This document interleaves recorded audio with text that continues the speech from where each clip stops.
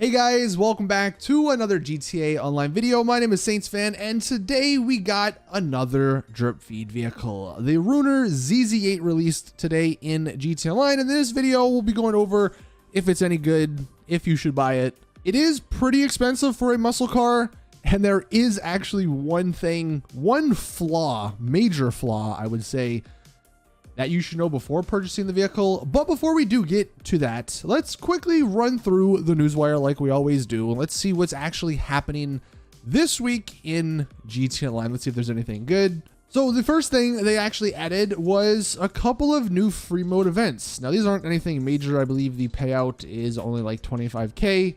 But the two new free mode events, you have a smuggler plane, which will show up. It's sort of just random.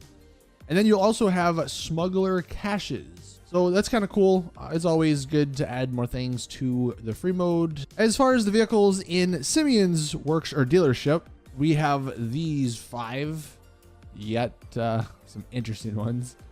The Luxury Autos dealership actually does have the new vehicle, which it's got a special version of the new vehicle as well, which we'll touch on when we get to that. And I guess the Ocelot Pariah here, I mean, it's an old sports car. Still one of the fastest, but it is pretty old. It is apparently 50% off this week, so not bad.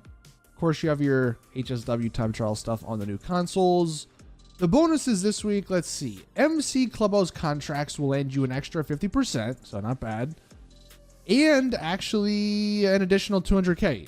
I guess that's just you complete one, boom, you get 200K. All right, always love free money. If you log on before August 24th, you'll receive a free Wild Stripe Pool sliders. All right.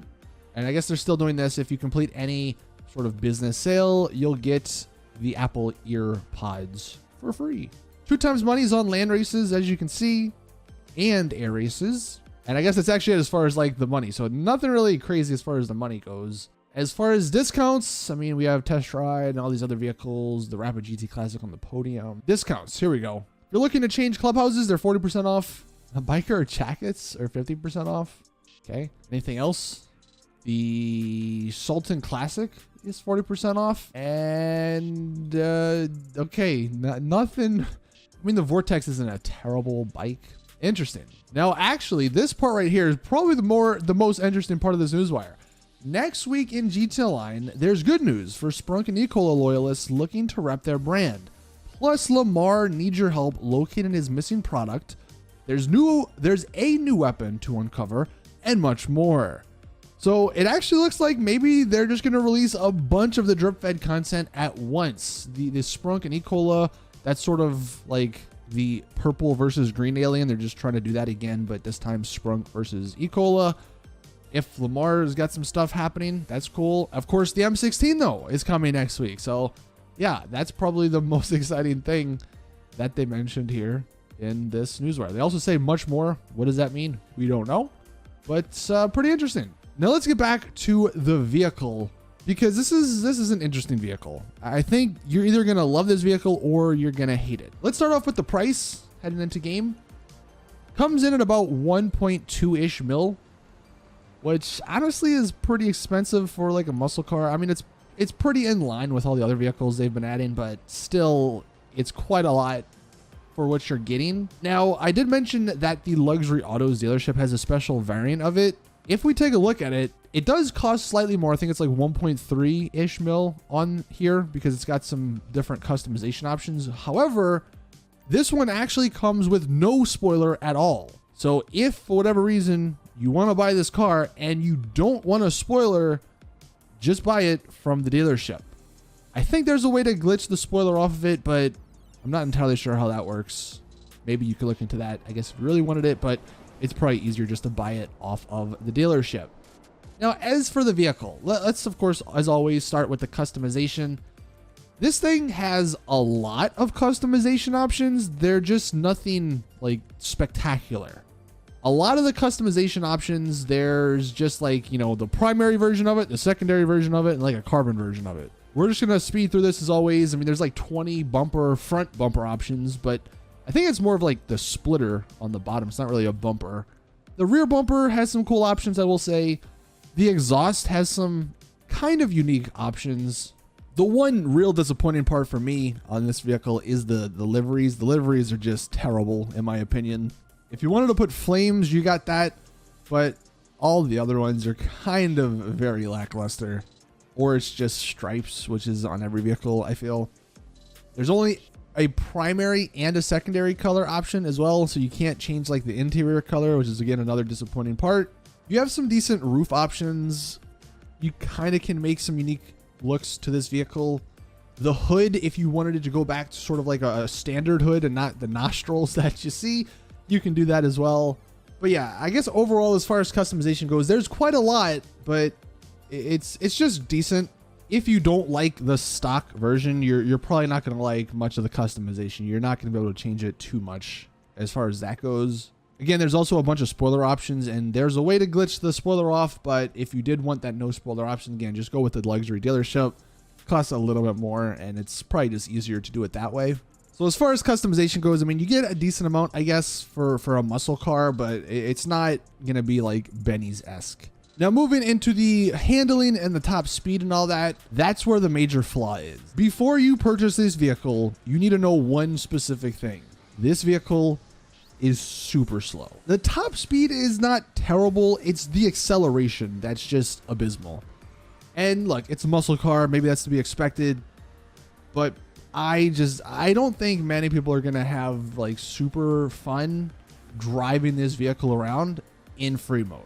I mean, if you're just on the interstate, it might not be terrible. I think you can see the top speed just driving it on, you know, the roads of Los Santos with all the bumps and all the broken physics in the game. I think we got this close to like 135 without all the bumps and the broken physics. I believe it only gets up to like maybe 115-ish. And that's not very fast. But the problem is that acceleration. If you do any sort of turning around corners, your car just drops speed so quickly, and it takes forever to get back to that speed that you were at, you know, before you turned. So I don't think it's going to be good for races. I mean, if anyone does races in muscle cars, you're probably not picking this one. If you're driving around the city, again, you're probably not going to be picking this one just because it's annoying to deal with the slowness. If you're on the interstate, if you're just driving like straight lines, maybe it's not bad because once you hit the top speed, I mean, yeah, it goes decently fast, but that is the problem, just getting there. Also, as far as handling goes, it's not terrible. There's maybe a little learning curve. It's not the easiest vehicle to drive. I would say do not use the brake. The brake, I swear to God, unless I just suck at driving, I was crashing and spinning out of control so much. The handbrake, on the other hand, was a little bit easier, although you'd have to just know the timings, of course, when to turn. But the problem was you hit the handbrake, you just lose all the speed, and then you're going like 60 miles an hour. So really, that's the disappointing part. That's why I say maybe before you buy it, you should know that it's probably going to be a vehicle you customize and then just store in your garage. This isn't going to be like a daily driver, I don't think, for many people. Of course, if you love this vehicle IRL, don't listen to me. Buy it, customize it, drive it around. But just a normal casual player of GT Online, yeah, it's not the best. And in all honesty, I'd almost say save your money. Because for 1.3 mil, it is a decent looking vehicle if you like these sort of old school-esque cars, but you can probably give it a couple of weeks and it'll be 30, 40, 50% discounted. And then maybe you could pick it up once it's under $1 million. Also, there's kind of a bug, maybe two Rockstar logics here. If you tint the windows, you might have seen it in the customization part, but if you tint the windows, there's actually a couple of parts of the vehicle that get tinted as well, like some of the lights get tinted. And then also the interior just absolutely sucks. If you're driving in first person, you have such a little narrow window. Like, I don't know who thought that was a good idea. And I don't know if it's just me, but I feel like this sort of old school-esque car shouldn't have like, it almost looks like a touchscreen-esque info system on the dashboard. I mean, that's a minor thing. Obviously, it doesn't really matter, but clearly this interior was just copied from another vehicle. So you're not even really getting anything new in there. And I guess actually to finally end, it does have good sound. So if you're one of the people who love the sound of the vehicle, I mean, it does sound beefy.